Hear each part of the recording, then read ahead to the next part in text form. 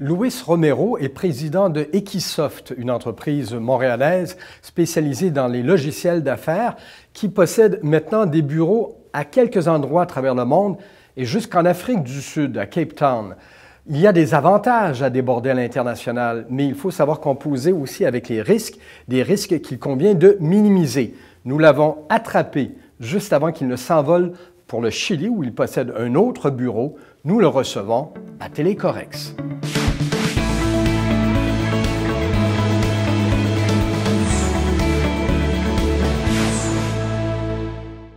Bonjour, M. Romero. Bonjour, M. Vézina. Et bienvenue à Télécorex. On est bien content de vous recevoir parce que là, avec vous, on va se promener loin, presque aux antipodes. Mais avant de parler de l'expansion géographique de Equisoft, il serait intéressant que vous nous rappeliez, en gros, c'est quoi le cœur de vos activités? Equisoft développe et intègre des solutions informatiques, technologiques pour les compagnies d'assurance et les sociétés de gestion de patrimoine, principalement. Et pas simplement localement. Là, vous avez un marché qui est assez éclaté. Tout à fait. On est en Amérique du Nord, Amérique du Sud et aussi en Afrique du Sud présentement. Afrique du Sud, c'est quand même assez loin. Pouvez-vous nous rappeler brièvement, parce que là, écoutez, vous dites comme ça, comme si vous disiez, moi je suis à Saint-Hyacinthe, à Gaspé, puis à Trois-Rivières. Comment ça s'est fait, l'évolution géographique dans le temps, quand vous avez décidé de déborder au-delà des frontières? Comment ça s'est déroulé? En fait, c'est assez intéressant. Si je retourne en 1994, quand j'ai fondé l'entreprise, on était 2 personnes, puis je disais qu'on pouvait tout faire. Au cours des années, on a acquis des clients, on a développé des expertises, on était quand même assez diversifiés. Puis, au milieu des années 2000, on a commencé à avoir des projets aux États-Unis. Puis c'est là que je me suis rendu compte qu'à 100, on se sent grand au Québec. On arrive aux États-Unis, on a des compétiteurs avec 100 000 employés. Et de là est venu le besoin de se spécialiser et surspécialiser pour être vraiment les meilleurs dans notre domaine et aussi faire face à cette compétition-là qui sont non seulement aux États-Unis, mais qui ont souvent des dizaines de milliers d'employés en Asie et donc compétitionnent beaucoup sur les tarifs et les coûts des solutions. Et là, donc, vous étiez devenu une PME de bonne consistance, de bonne ampleur, mais là, vous vous êtes retrouvé face à des méga entreprises. C'est ça. Vous êtes allé aux États-Unis. C'est par la suite que vous avez débordé du côté de l'Amérique du Sud et de l'Afrique du Sud? Tout à fait. En fait, c'est qu'on a développé une expertise très pointue dans une solution d'Oracle. Donc, on a nos solutions à nous, mais on est aussi un intégrateur d'une solution d'Oracle et de la compagnie Oracle. OK. Et ils ont des solutions, des verticaux, donc une solution d'administration de police d'assurance vie.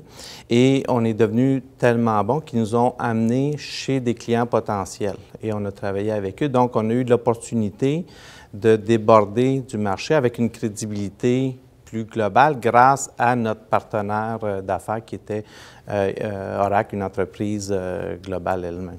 Donc, de là, votre présence à Santiago, au Chili, puis à Cape Town, en Afrique du Sud, parce que vous avez été un peu porté par cette vague-là à ce moment-là. Exactement. On a eu l'opportunité, on a fait un bon travail de développement d'affaires. On a réussi à signer des très beaux clients dans chacune de ces régions-là. Et ça nous a permis non seulement de diversifier l'offre et le risque d'Equisoft, parce que ce qu'on s'est rendu compte, c'est que ces marchés-là ont été très peu touchés par la crise économique. Les cycles économiques sont différents, donc on voit d'un bon œil sur le long terme la diversification géographique. Et aussi, ce que ça nous a apporté, ce qu'on s'est rendu compte, c'est que le coût de la vie dans ces marchés-là est moindre qu'en Amérique du Nord. Donc, sans être aussi compétitif qu'en Asie, le fait que les fuseaux horaires sont beaucoup plus près de l'Amérique du Nord, bien, pour nous, ça nous a permis de nous diversifier dans les marchés locaux, mais aussi de bâtir une force pour livrer des solutions aussi en Amérique du Nord. Donc, en utilisant nos ressources en Amérique du Nord et des ressources en impartition, bien, ça nous permet d'être beaucoup plus compétitifs contre ces méga entreprises-là qui sont établies un peu partout dans le monde. Parce que vous avez établi là, vraiment des ressources localement qui maintenant reviennent. Tout à fait. Mais là, j'allais vous demander, tout ça, c'est bien, mais il a quand même fallu que vous commenciez quelque part, et ce quelque part, c'est aux États-Unis. Oui, tout à fait. On a commencé à offrir des services à une entreprise à Philadelphie.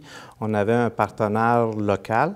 On a décidé d'acheter cette entreprise-là. C'était une petite entreprise d'une dizaine d'employés. On a acquis cette entreprise-là. Ça nous a permis d'avoir d'abord un premier bureau aux États-Unis avec des employés locaux et pas juste des contractuels. Et de là, on a commencé à agrandir cette équipe-là. Donc, même si on a continué de faire grandir notre équipe à Montréal, ça nous a donné beaucoup de crédibilité d'avoir un bureau local. Un premier bureau local.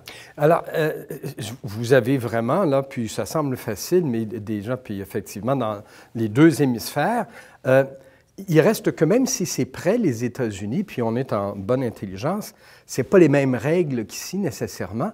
Et il y a des risques financiers à faire affaire à l'extérieur.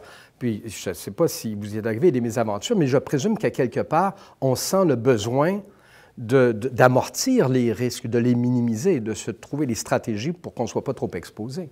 Tout à fait. Puis, à ce niveau-là, bien, c'est sûr que l'entreprise s'est créée un jour à la fois, mais quand même, au fur et à mesure qu'on a acquis des clients et des contrats de plus grande envergure, la nécessité de gérer le risque est devenue importante. On travaille étroitement avec EDC. Exportation Développement Canada. Exactement.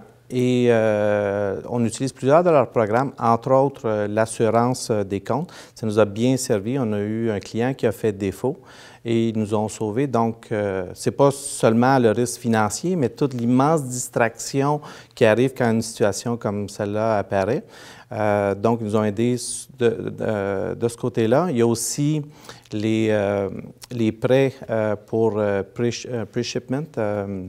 Oui, vous avez déjà, déjà une mise de fonds qui arrive. Exactement. Donc, quand on signe des gros contrats, on a besoin que ce soit de bureaux, que ce soit de personnel.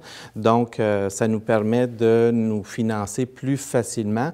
Et aussi, lorsqu'on fait une acquisition, ils peuvent garantir le prêt pour faire une acquisition. On vient de faire une petite acquisition très ciblée qui est très complémentaire à nos services pour de la migration de données.